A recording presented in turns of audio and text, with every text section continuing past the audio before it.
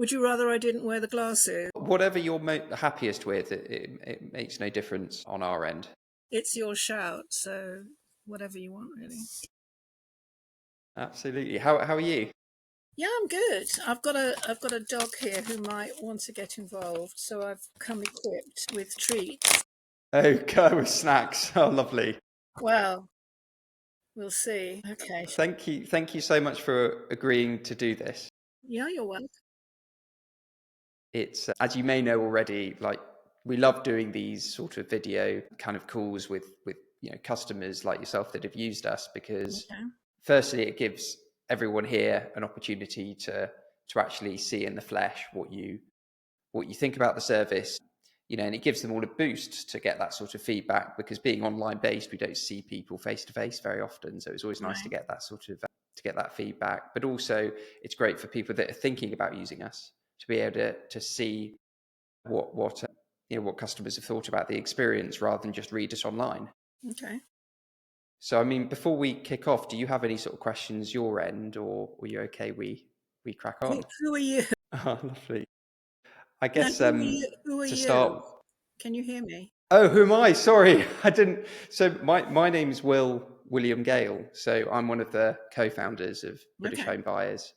Okay. So I set up the business back in 2013 with a co-founder, Charlie Simpson, Right. and so it's a nice opportunity for me to hear directly from yourself as to how Okay. you found things.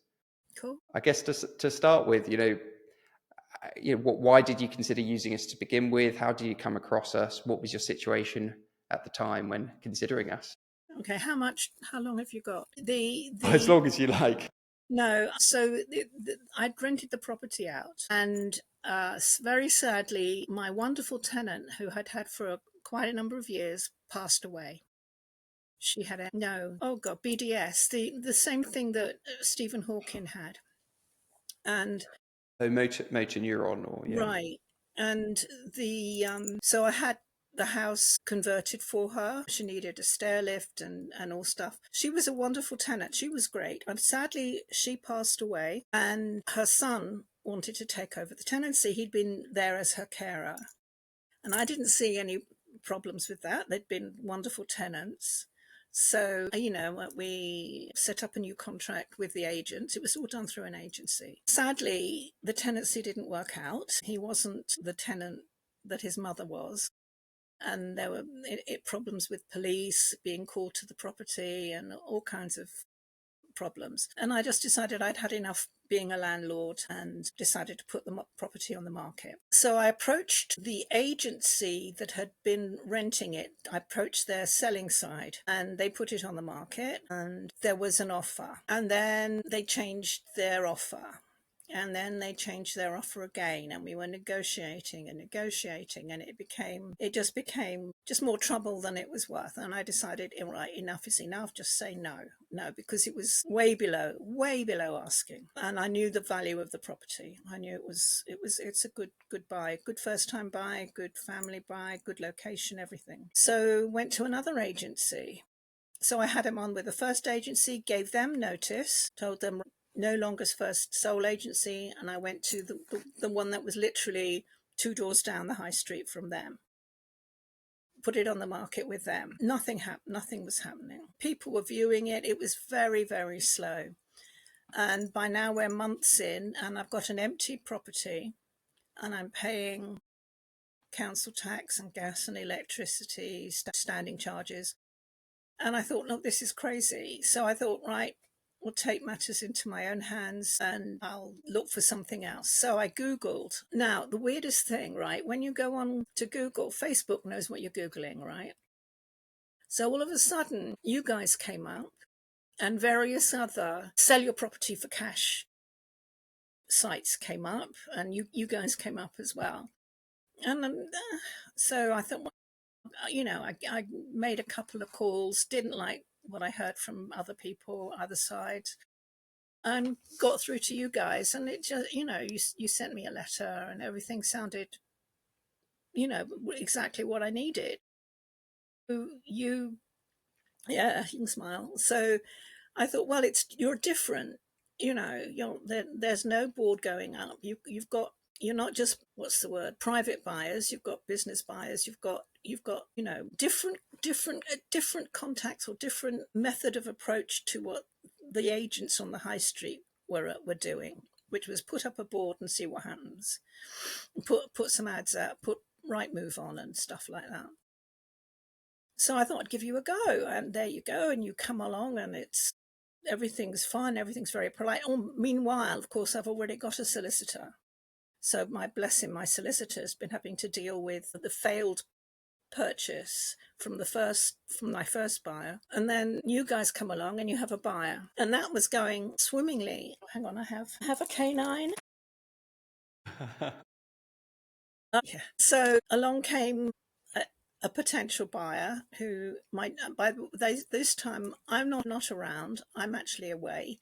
My daughter showed the property, and she said, her opinion was that these guys were really keen. It was a mother and daughter, and they were really keen, and she was convinced. And I'm going, maybe, yeah, maybe, I'm done. I'm done with listening to anybody, believing anything is going to happen. I don't believe it's going to happen. Anyway, so there was just, they sent in surveyors, and they sent in draft-proof people, damp-proof people, and they were up for negotiation, and you guys handled and spoke to them and spoke to me, and we dealt with it, and we agreed the asking price, and that was perfect. And the next thing I know, it's all happening, and then it all happened in one day. Like, what? So like, we're in the week, and it's all going to go ahead. Of course, we've got, in the meantime, there's Easter holidays in the way, or some holidays are in the way. The bank holiday gets in the way, Easter bank holiday. So their solicitors haven't got back to my solicitors about what's going on.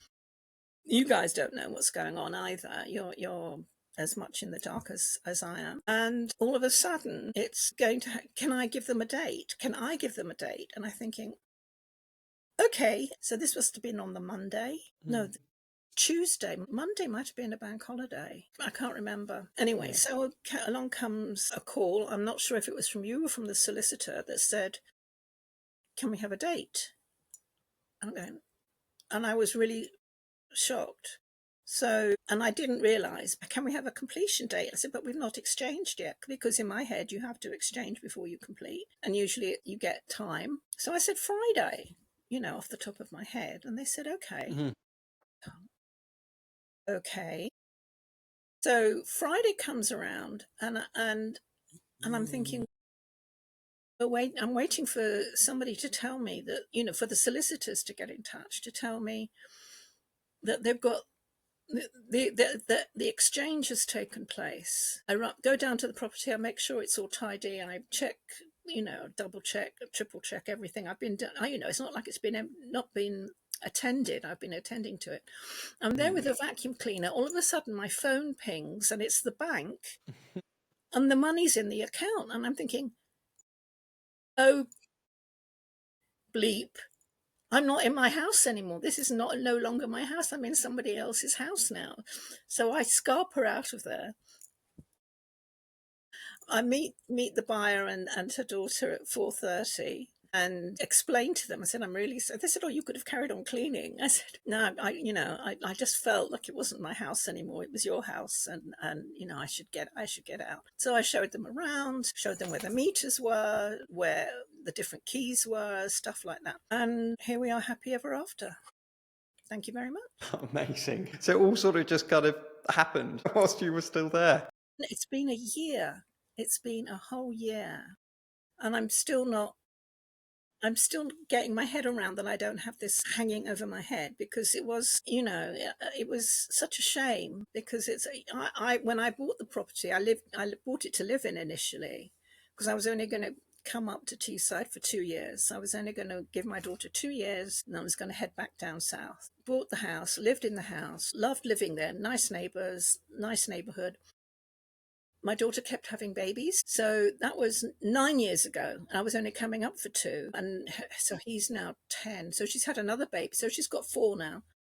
And I thought, well, if I'm staying, then I want a house that I'm going to stay in. So I'll rent this one out, and I'll sell the London house, and I'll buy myself something, that's more permanent, which is what I did. And I rented out this one that you very kindly sold for me. So, yeah. And I mean, you mentioned, of course, you used two agents before then using us. Were there any kind of standout differences between how we dealt with things and they dealt with things that you think made the difference? It seemed like, excuse me, I'm going to get so fat, dog. So the first agent, absolutely lovely. I mean, I got on with them. I could go into the office. I could speak to them on the phone. Really lovely people, but didn't know how to market the property and didn't show the property well. Now, I know you guys don't actually show the property. Well, didn't show this property. You never attended the property. So that was up to us to do. With my daughter doing it in the end,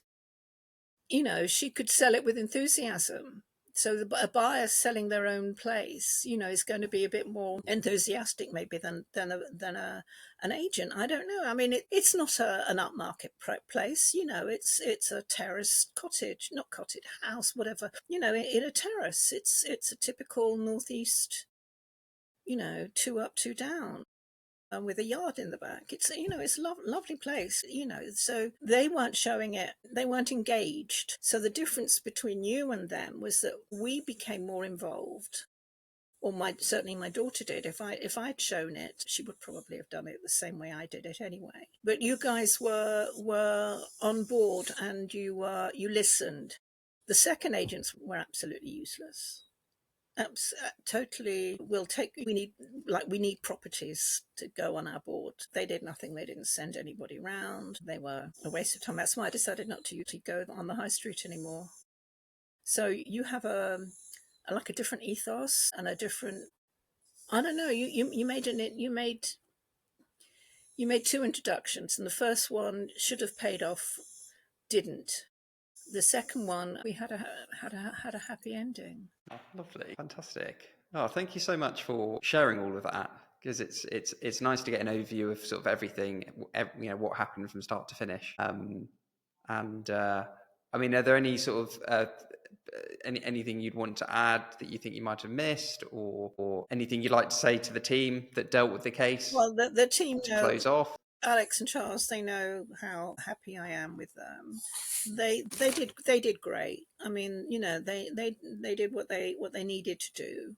They listened. They tolerated this crazy woman phoning them up and saying what's going on, what's happening, why haven't we got, what's happened with the initial buyer. I mean, it was, I felt sorry for them because I got frustrated towards the end with those people, because you were dealing with a corporate business and you were dealing. Don't worry. Yeah, you were dealing with corporates, and so they're not that engaged with wanting a home.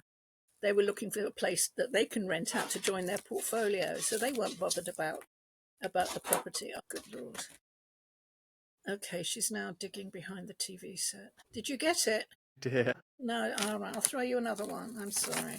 This is have another one and I'll dig the other one out later. Sorry. I don't know how much of this you're going to be able to use, to be fair.